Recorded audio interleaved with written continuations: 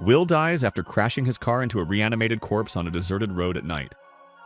His widow, Alice, arrives at his family's home for the funeral, only to discover an atmosphere thick with hostility. It's not just that Will's parents blame her for their son's death. Will's younger brother has become obsessed with their grandfather's research and has accidentally awakened an ancient evil that will stop at nothing to obtain the Kandarian dagger, hidden somewhere inside the house, the only weapon capable of destroying it.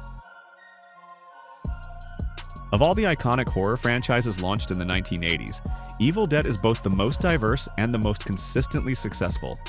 There are almost no straight horror films in the series. Its suspense has always been laced with dark comedy, yet it also remains one of the genre's most relentlessly brutal franchises. Even its weakest installment, Fede Alvarez's 2013 reboot, is only weak when compared to its siblings.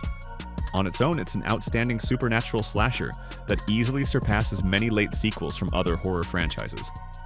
Evil Dead Rise deserves to be ranked among the very best entries in the series, so expectations for Evil Dead Burn were understandably high. Sam Raimi, the creator of the original trilogy and the franchise's longtime producer, decided that each new installment should be directed by a different filmmaker.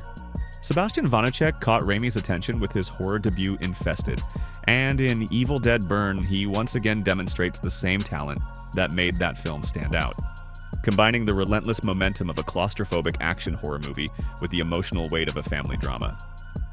The film's greatest strength is that, at its core, it isn't really about the dead. It's about the living. Vanicek sends Alice, whose name is fittingly symbolic, into a twisted kind of wonderland where the people closest to you turn out to be the cruelest and most dangerous.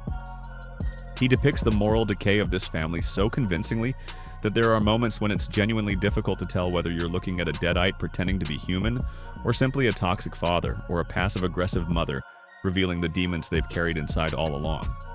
Evil Dead Burn is so skillfully written and directed that despite consisting almost entirely of horror set pieces, it's structured like a genuine family drama. The characters continue working through their resentments even after becoming deadites.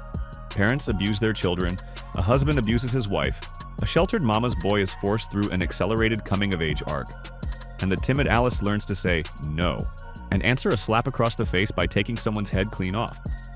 There is, admittedly, something vaguely racist and chauvinistic about the fact that the abusers are portrayed as a stereotypical white rural family with two grown sons, into which two women, a French woman of Tunisian descent and a Polynesian woman, attempt to marry with predictably tragic results. Then again, by now audiences are probably accustomed to this kind of dynamic in contemporary Western cinema. As for the film's shortcomings, Evil Dead Burn runs just over 105 minutes, and it feels slightly overlong. Its message about abuse and toxic family relationships is delivered rather insistently, and the film tends to repeat itself. Even so, as a horror movie, it's a worthy addition to the franchise. It doesn't quite reach the heights of its predecessor, a connection acknowledged in a brief post-credit scene, but it still comfortably outclasses Fede Alvarez's film. There's plenty of blood, violence, and gore, while the filmmakers rely very little on CGI, choosing instead to embrace old-school makeup and practical effects. The result is spectacularly gruesome, gleefully brutal, and occasionally borders on outright sadism. Evil Dead fans should leave satisfied.